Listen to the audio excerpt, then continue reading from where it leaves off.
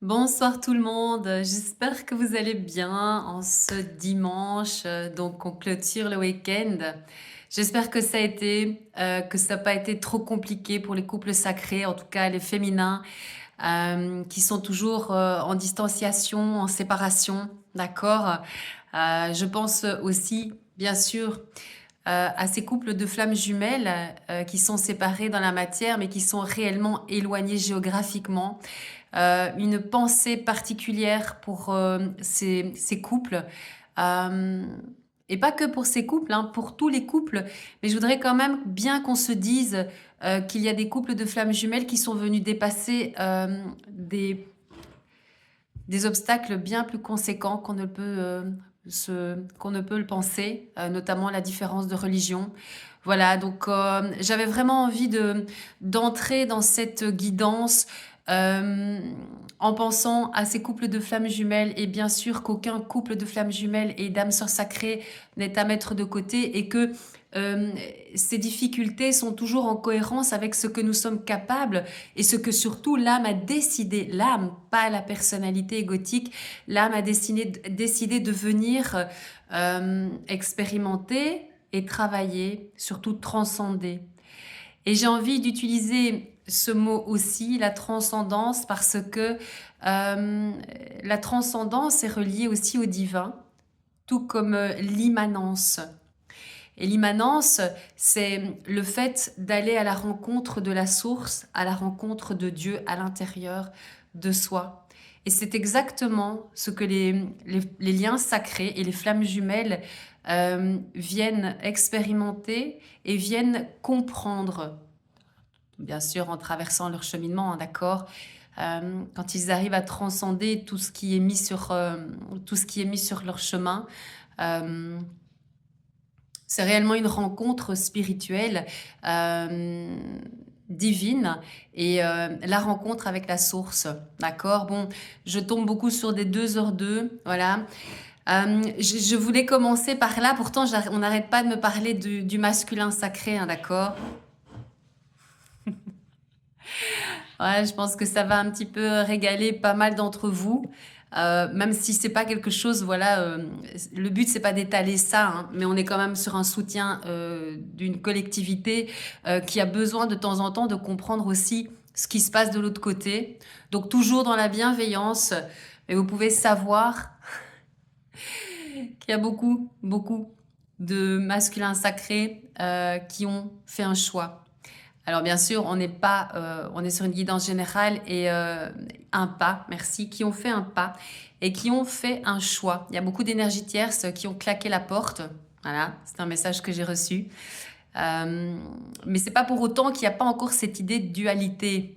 Il y a une proximité et surtout une envie très magnétique si on peut appeler ça du magnétisme, hein, on est sur un lien sacré. Donc oui, du magnétisme pour les âmes sœurs sacrées bien sûr, mais pour les flammes jumelles, une seule âme scindée en deux, d'accord.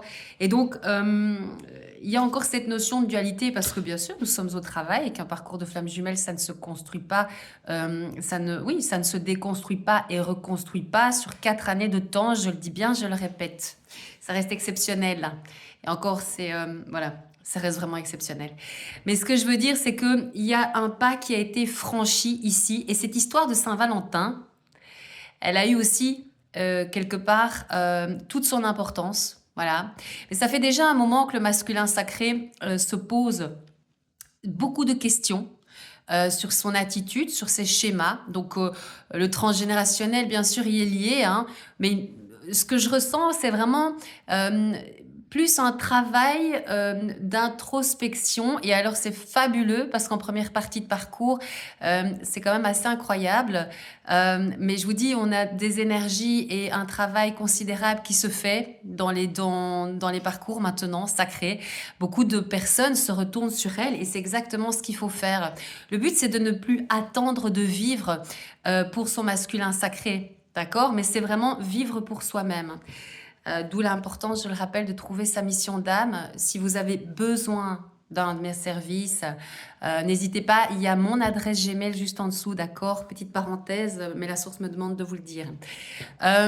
J'ai envie de vous dire aussi que ce masculin sacré, parce que les énergitières sont claquées les portes, hein. Moi, j'avais eu en clairvision, on m'avait montré vraiment le masculin avec son téléphone comme ça, quoi. Et l'énergitière, c'est en train d'essayer. Bon, c'est imagé, hein, d'accord, c'est global, mais on me le montre quand même, hein, et on insiste là-dessus.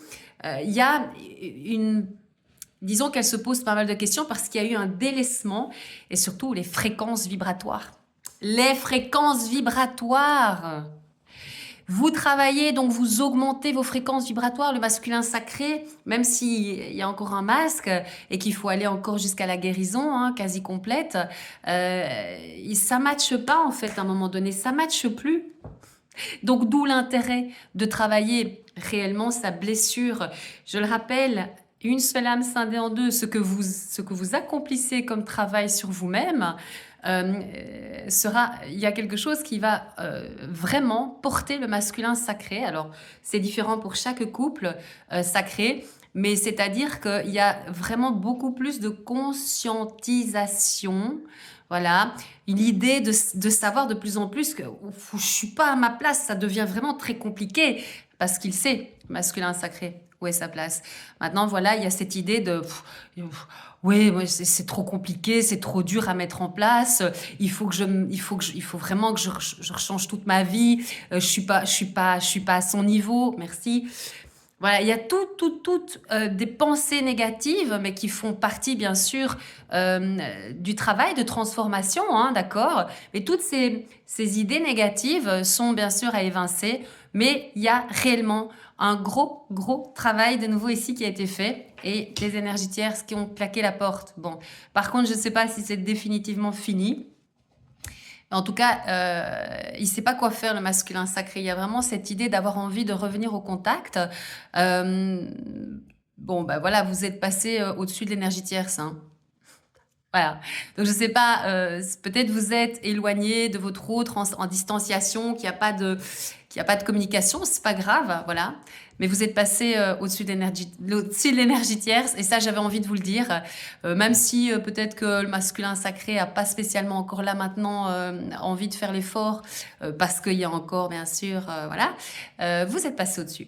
Et donc ça, c'est quand même quelque chose, voilà, que j'avais bien sûr envie de vous dire. Et là, Saint-Valentin, ça s'est pas passé finalement si bien que ça.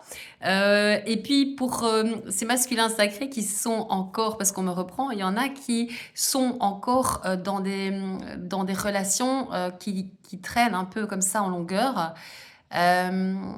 Il y a eu aussi une ouverture de conscience parce qu'on m'a envoyé la Kundalini, bien sûr, la Kundalini. Et la Kundalini, c'est pas spécialement que lié à cette énergie qu'on reçoit, hein, cette énergie divine. Bien sûr, ça en fait partie.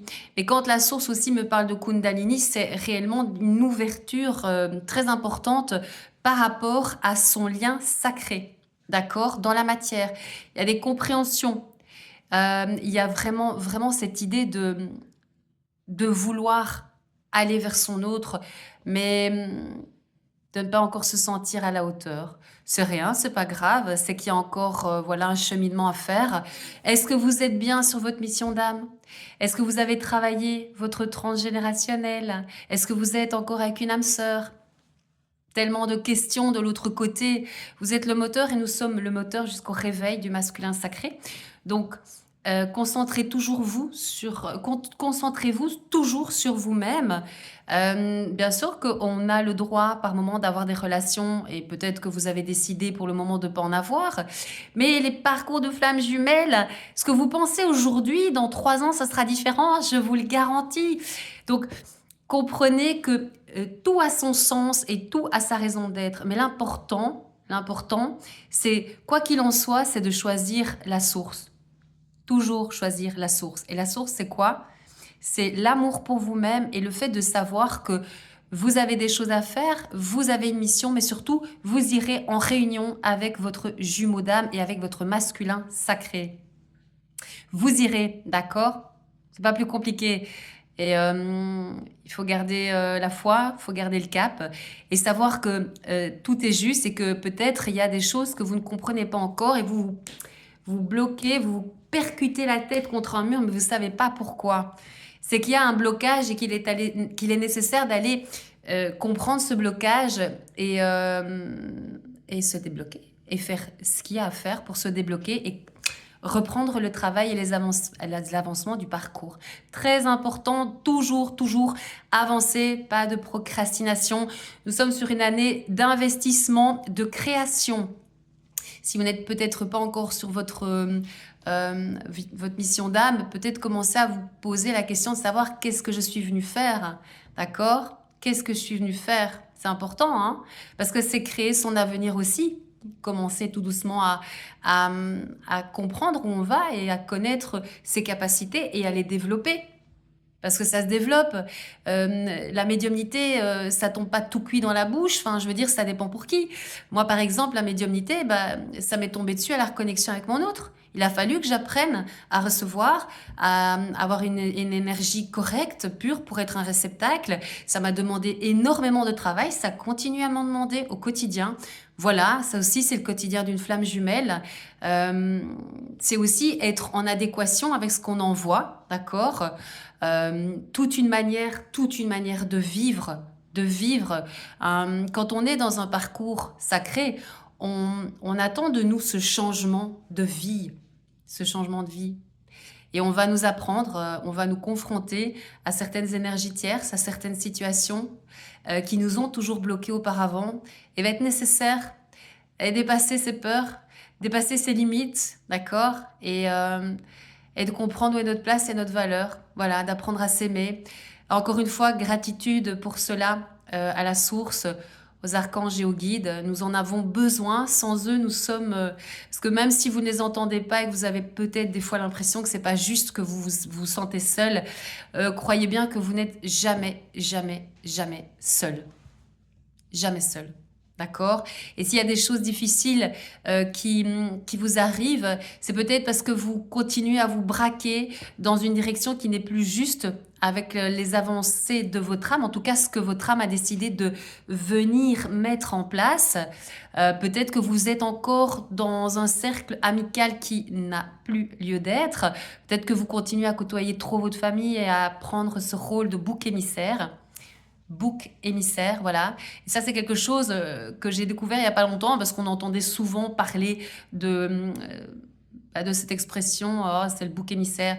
Mais réellement, ça a une empreinte liée aussi à certaines religions où les gens décidaient, voilà, de mettre quelqu'un au centre de tous les maux par exemple, du village ou de l'institution, que sais-je, et que c'était ainsi qu'ils pouvaient dégager toutes ces énergies toxiques et voilà, se délester quelque part. Mais c'est ça aussi, être un bouc émissaire. Et quand on vient s'incarner, quand on est flamme jumelle dans une famille, on vient pas dans une famille où tout est beau et c'est l'harmonie, hein, c'est pas vrai ça. Et donc, posez-vous les bonnes questions. Ça, c'est un message aussi de la source. Posez-vous les bonnes questions. Voilà, tout votre cheminement de guérison permettra l'accès à la réunion, ça c'est certain. Surtout à l'ouverture, hein, d'accord, à l'éveil, au réveil de votre masculin sacré. Voilà, j'avais quand même envie de vous le dire, hein, la Saint-Valentin, ça n'a pas été trop ça. Hein. Donc voilà, bah, écoutez, on est obligé de travailler. Qu'on soit un masculin sacré ou un féminin sacré, on doit comprendre où est notre place, on doit comprendre qu'on doit se choisir, s'aimer, se respecter. Et chez le masculin sacré, le respect, bah, c'est aussi compliqué. Nous, on sait plus ou moins ce que c'est le respect. Plus on avance sur le parcours, plus on se laisse moins manquer de respect. On n'accepte pas parce qu'on commence à comprendre sa valeur. Le masculin sacré, il ne se respecte pas du tout. Et les personnes avec qui il est, autour de lui, ne le respectent pas non plus. Mais voilà, quelque part, bah voilà, c'est tellement habituel et c'est tellement normal bah, que voilà, mais ça, à un moment donné, ça fonctionne pas non plus. Il y a le taux vibratoire qui monte. Et donc, nous, on a la chance parce qu'on sort progressivement de cette matrice, on commence à savoir qu'on a une mission, qu'il y a la source, qu'on est soutenu. Mais lui, vous imaginez, il y a cette idée de je comprends pas, ça va pas en fait, je suis pas bien, qu'est-ce qui se passe? Qu'est-ce qui se passe autour de moi? J'arrive plus à être bien, mais j'arrive pas à me dégager. Bah oui. Donc comprenez que c'est pas facile pour les masculins sacrés non plus, d'accord? Ok, je vois, on m'annonce déjà que j'ai plus d'espace. J'espère que ça va aller jusqu'au bout. Je voulais quand même vous remontrer, s'il vous plaît, un livre que j'ai lu qui m'a vraiment été très utile. Alors, c'est pas un nouveau livre. Vous allez peut-être trouver des livres plus adaptés à notre époque. Mais en tout cas, ce livre m'a beaucoup aidé et la source m'a accompagnée à travers ce livre. Et je voudrais quand même juste vous le montrer. L'intelligence émotionnelle, comment transformer ses émotions en intelligence. Et c'est Robert Laffont. Voilà. Il va vous accompagner à travailler aussi sur vos pensées, sur vos addictions. Voilà, c'est un fait certain. Quand on est volontaire, on a toujours des résultats. D'accord? Je pense que j'ai fait le tour. Oui, non, je voulais aussi rajouter que lire, d'accord, et être conscient qu'on a amené des changements alimentaires. Vous voyez, par exemple, moi, c'est vrai que j'utilise beaucoup aussi mes tisanes que je confectionne moi-même. C'est vraiment dans ma tête, c'est comme l'effet placebo, vous savez tous ce que c'est. Mais le fait d'être certain de ce qu'on pose dans la matière comme geste pour s'accompagner va être une réussite. Vous imaginez à quel point ça peut, vous n'imaginez pas à quel point ça peut vraiment être une réussite. L'effet placebo. Convainquez-vous. Je ne sais pas si ça se dit. Oui, convainquez-vous. Convainquez-vous, voilà, de tout ce que vous faites, que ça a son importance et son utilité. Vous allez avoir des résultats, d'accord? Je pense que c'était tout. Parce que, bon, voilà. Ouais. Ouais. Non, c'est pas tout. Parce que je l'ai reçu dans la journée, je l'ai noté. Je dis, il faut que je le note pour ce soir. Parce que, voilà. Mais je voudrais aussi juste que vous compreniez quelque chose. Et ça c'est aussi un de mes guides qui m'en a parlé. Mais vous n'imaginez pas la fierté que vous allez ressentir quand vous faites avancer votre autre, quand vous lui permettez d'accéder à plus de lumière, à se dégager de liens toxiques, à faire avancer le couple, ne serait-ce que déjà en sortant de la nuit noire de l'âme, en passant dans la deuxième partie de parcours, qui représente aussi les grandes étapes de la réunion. Vous imaginez un petit peu, vous, féminin sacré, qui était blessé, ce que vous avez réussi à faire, porter votre autre. D'accord? Porter votre autre. Ça aussi, n'oubliez pas que ça reste une grande fierté. Une grande fierté.